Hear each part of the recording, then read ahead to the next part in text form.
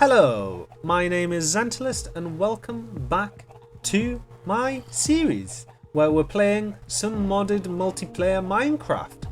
As you can see behind me, I have been doing a little bit of work and I think I know what I want to do for the first sort of pass. On the base we're going to do a sort of gradient like this. We're going to be using red brick for the bottom, then we're going to be using granite bricks for the next layer, standard granite for the layer after that, and the top layer I think is going to be granite cobblestone, and then we're going to have it sort of phase up like that. But what else have we been doing? Well, you can see over here we've actually been very busy moving through the immersive engineering mod, and I just want to go over some things with you now about what exactly I've done and the reasons why I've done them. The first block after our initial setup that we made was our kiln oven, and this is for making alloys, an example of which would be electrum, which you need for medium voltage components. Electrum is gold and silver. They would smelt together and give you 2 electrum ingots. I did have a windmill set up, but it was so weak and just was nowhere near powerful enough to run any of the machines, so I didn't really see the point in hanging around on the first tier of power generation, and I moved straight up into the Thermoelectric generators, of which need blocks of uranium and blue ice, and that will actually create the most current across the generator, which is being fed into these capacitors, which are basically, we can think of as batteries. Now if I get my, give me a second, let me get my tool. If we use our voltmeter, we can see that we have 1 million flux stored in each one of these batteries, and those batteries are all connected to this wire relay. So here's a little top tip for you. You can actually put the batteries right on top of the thermoelectric generators. All you need to do is configure it properly with the hammer. So the engineer's hammer, you can see here, if I go on here, the opposite side is energy input, so the generator is being input into this battery, and then the facing side, which is the side I'm looking at, is the energy output, and that's connected to this relay, which is going to our machines. The first machine that I want to talk about is our metal press. Now this is a multi-block structure. Like many of the other things in immersive engineering, it's a multi-block structure, and as you can see, we would input any ingots we want pressed into here. It would come along this, it would be pressed, and it would get dropped into the chest here. Here we have a wire press tool. We have the ability to make different things on our press depending on which tool we use, and we can make different tools using this engineer's blueprint. And as you can see, we can make the wire tool, which we have installed, plates, rods, there's gears and bullet casings and all sorts of extra stuff. But right now I only really need the wire tool, the rod tool, and the plate tool, and this is working perfectly. Yeah, it's a really simple setup, but it gets the job done. Moving on, we will go to, so just following the relays along, you can see we are going to go to our crusher, and this is how we're going to be doubling up our ores and getting the dust out of them. I just came past here, and this is the chest that me and Cookie Dough have been trading things. So he's left me these blister bombs with the sign "Be careful," and I've also got this archwood box as well, which I'm really happy about, because this archwood makes these amazing trap doors, which I think are going to look really good in our build. So yeah, archwood trap doors, I just think they're going to look really good for our industrial style build. But let's go and see what these blister bombs are all about. Cows, hello cows. Okay, so it's like TNT in a grenade form. Wow, I don't want to kill the horses. I like horses. Okay, whoa, they actually do quite a bit of damage. So the terrain isn't destroying actually because I'm in a chunk protected by FTB chunks. Let's go over here and see what damage they actually do. Okay, wow. So it's like TNT in grenade form. That's amazing. Thank you very much. I'll have a lot of fun with these, I'm sure. So I'm just loading up all of the ores into our crusher.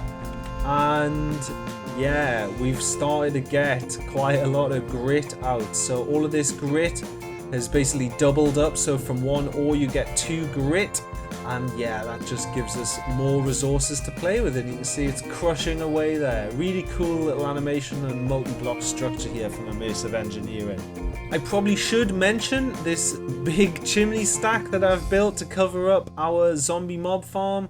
The mob farm is kind of decommissioned right now. I've lit it up because when I was working in this area, it was just really noisy. There was a lot of zombies here, and I don't really need zombies right now, or the loot from it. So XP we're getting from the end, and I mean the drops there no doubt will be useful, but we were selling rotten flesh over at the general traders. Right now we have moved over to selling iron from our iron farm, so emerald wise we don't really need the rotten flesh anymore.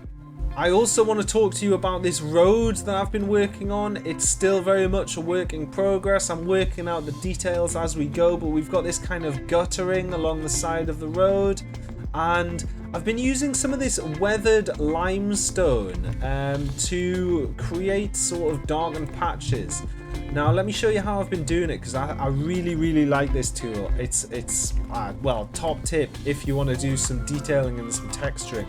So you can shift right click with the block that you want to fill in, and then you can just directly replace whatever block you want. So if I wanted, I could even change one of these stones, but I don't want that there, so I'll just change it back.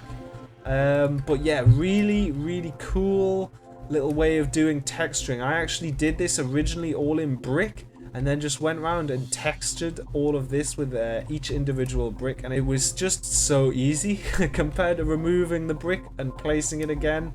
This has been a real time save, and you can see it has actually got an energy value 93,000 out of 100,000 there. And the way I've been recharging this is with a little charging station from Immersive Engineering. So I can just put an MV wire connector, link it up to our relay, and yeah, it will be recharged to its full health. Now I wonder, is it possible to easily get obsidian? No, it's not. Yeah, if we see down there, the hardness of this block differs too much to swap. Okay. So I thought that might have been a cool little trick that we could have done to get easy obsidian, but no, it looks like they've actually thought about it and balanced it out quite nicely. Okay, well done developers. Oh yeah, we did add these 2 little modules on top. The reason being, if I actually go in here, I thought there was, well, there is a problem because look, our iron golems, they're escaping. I'm not sure how. I slabbed all of this area because I thought it might be 8 blocks, or I don't know. I thought it might be too close to the beds, but apparently no. I think it's these ledges here, so I'm gonna have to fill all this in, unfortunately, to stop these guys spawning. But yeah, I originally opened the top sections up because I thought that might be one of the reasons, but it's not. Unfortunately, I am not very good at planning, and my villager trading, general trader hall, whatever we're going to call it, it is not long for this world. This is the entrance that I want for my base, and this is right in the way. So I need to work out how I'm going to move all of these villagers. I hate moving villagers. They are the worst. They are literally the worst. Instead of moving the villagers, I did what any normal person would do who doesn't want to do something: heavily procrastinate. We've given our villagers, or at least the first sort of 12, I think, a name. So Aquaman, he's selling Aqua Affinity. Max Power, Power 5. Tinchy Strider is selling Depth Strider. Respiration. Silky Steve, I'll let you guess the rest. Will Unbreakable. Mendingo. Bird Person. Fortunate Son. Efficiency. Looting. And the Undertaker. Now this mine you won't get because this is Tombstone Soulbound, and this actually preserves the item when you die. So I've actually enchanted my Elytra with Tombstone Soulbound so that if I die, I still have my wings. I just need to get some rockets from my ender chest, and I'll be back flying in the skies in no time. Who doesn't like hundreds of chickens in their base? I don't know. I've never met someone who doesn't like hundreds of chickens in their base.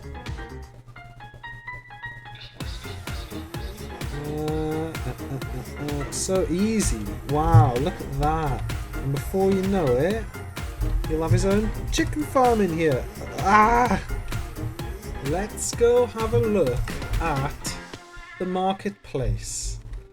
And let's have a look at my shop, Zent's market store. So here I'm just selling some of the extra things that I'm making. 1 diamond for 2 stacks of pork, and someone's taken it. 1 stack.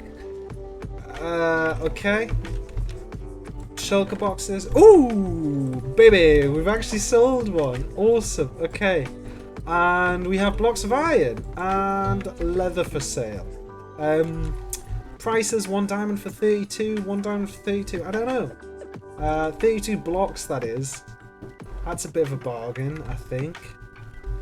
But yeah, just thought I'd set up this little market store to sell some of the extra goodies that I have. I think the idea, we had a little chat on Discord, and I think we're going to have like a high street sort of thing here. So we're going to have shops on either side with a street going down the middle. We are claiming a chunk each. I haven't actually looked at this. Shaftmatics General Tools, opening scene. This looks amazing. I think the idea is gonna sell like buzz saws and mining drills and some of the more advanced stuff. I had a go of the buzz saw, and my word, as soon as this opens, I'm buying a buzz saw. I cannot wait. It's gonna be amazing. And over here, we've got a like an armor shop, I think.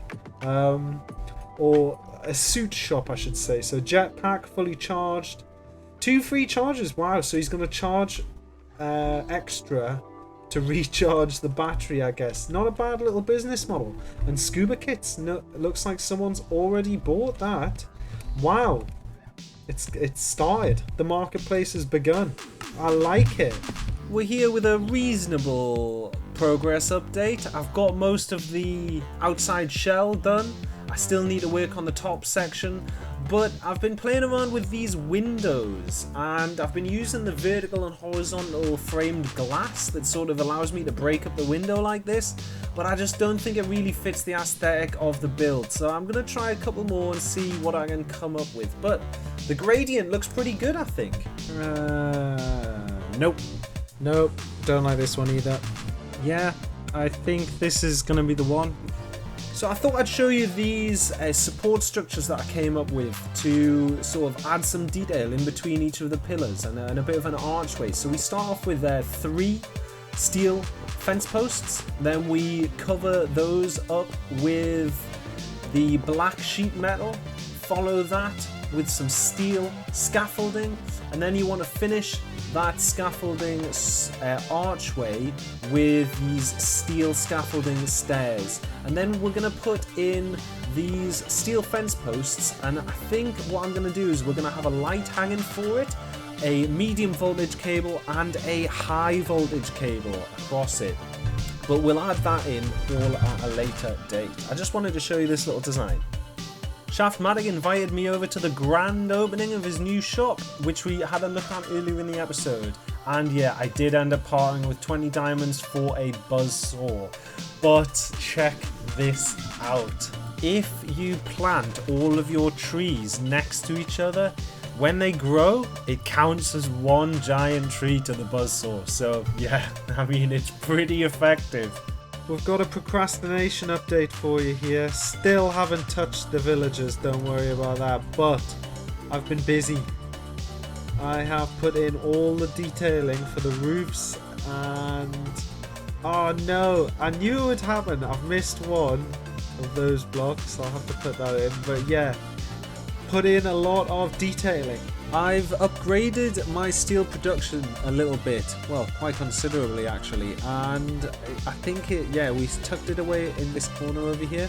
We've got 4 coke brick ovens producing coal coke now for these 2 blast furnaces that have got these preheaters attached to them. I still need to power them up, but I have over here, oh dear, that was a terrible idea, but over here you can see we have laid out a load of uranium blocks, and we are going to build a load of thermoelectric generators and build up a big sort of power plant. We might even go for the diagonal building style power station or something like that, we'll see.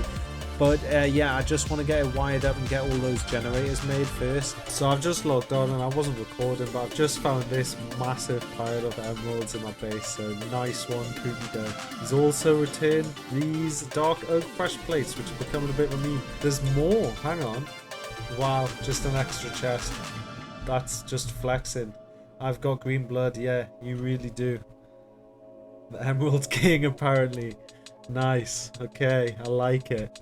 I have a kind of love-hate relationship with mods. For example, I love how cool they look and the things that they add, but they just take so much time. Like, this might not look like a lot, but this was a lot of mining, a lot of crafting went into making all of these capacitors, thermoelectric generators.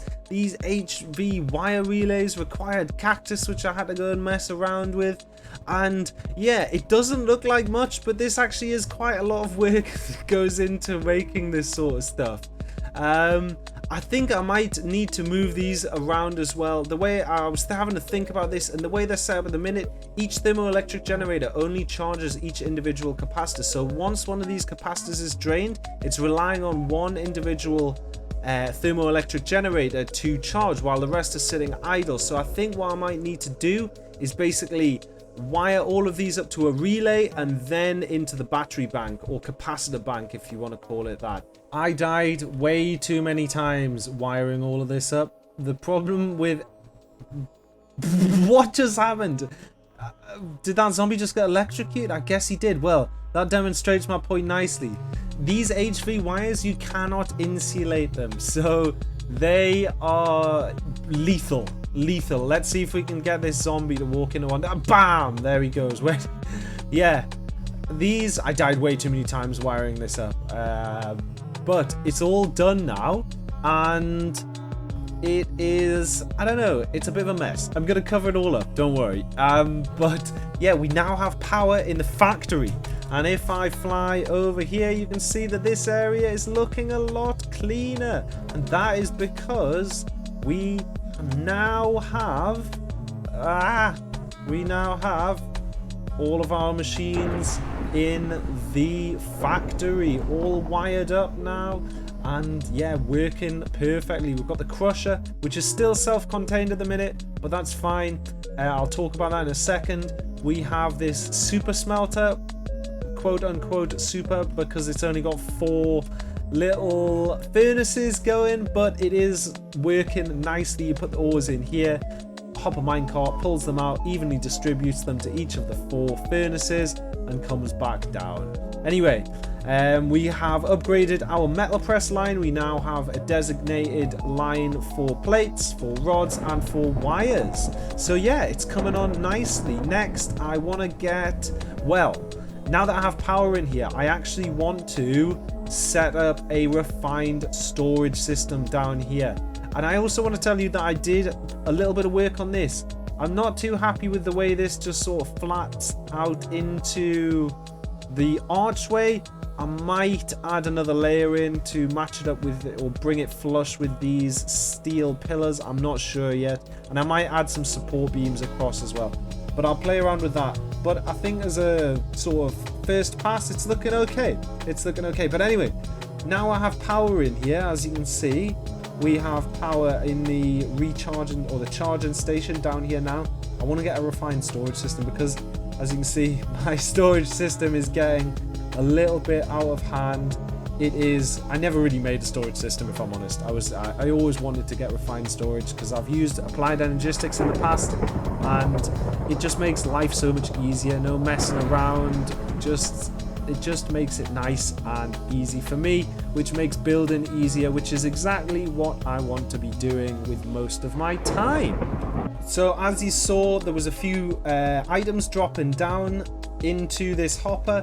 This hopper system, I'm going to replace this with that's going to be the input into our refined storage system. So everything from the factory is going in the refined storage system, and then it's going to be pulled down in here, which I've mined out this area. I think I'm going to have like a complete change of aesthetic, and we're going to go for a kind of data room down here, server room-esque style, with all of refined storage stuff down there. We are over at my market stall, and I wanted to just show you that we've been selling some pork, and we've also been selling some shulker boxes for those. Oops. And we have sold some leather, but we have not sold any iron at all. I might have to, I think maybe people feel shortchanged only buying half a stack. Maybe if I put it up to a stack, people will buy it, but I think most people are pretty sorted from iron from what I gave them in their little gift boxes. But there's been some development. I'm going to start here with Crypto's base, Emerald Crypto, because not base, is a new shop, because it is so cool. It's looking really, really nice inside. He's using some of these structurized blocks. But look at the name of this: double crossed jungle dark oak timber frame. Bit of a mouthful there, but he's also incorporated these nice brass blocks from Create, which I am a big fan of. We've got some cog wheels in there. It is looking really, really nice. There's a cat just for fun, I guess. It's probably keeping watch, but it's on these nice Create seats. I need to get into Create and see what's going on, but this is the cost up here. So he's not just selling stuff for diamonds, he's wanting some other stuff, coal, and some slimes, and a iron block, which I actually purchased. I was the person who bought these, and you come over here and put your money or your trade into the checkout. There's also the free smelting service as well, which I think is being all powered by this renewable engineering. But look at all this Create stuff. It's cool. Like what's going on here? This giant piston. I don't know. I need to do some reading, but I need to do refined storage and stuff first. So that it's on the list. It is on the list.